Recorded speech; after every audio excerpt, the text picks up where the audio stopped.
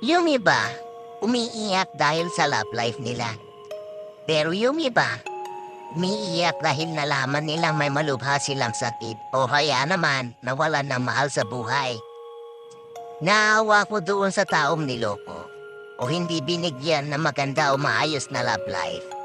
Pero mas naaawa ko sa mga taong tinamaan ng malubhang sakit nang hindi inaasahan dahil sa hard work or pagpupursiging maabot ng tagumpay upang maiahon sa hirap ang mga mahal niya sa buhay.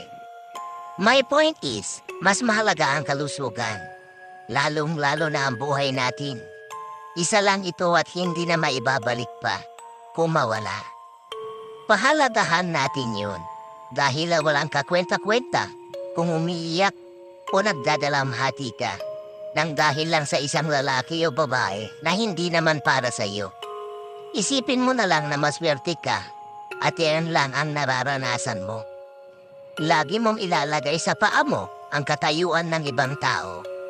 Huwag kang magsayang ng luha kung hindi naman talaga dapat.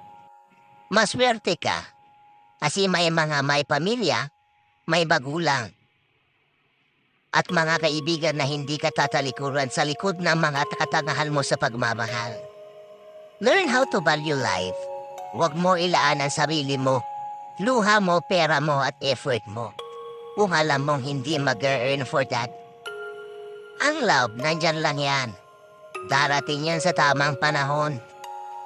Pasayahin mo ang sarili mo sa pamamagitan ng ibang bagay.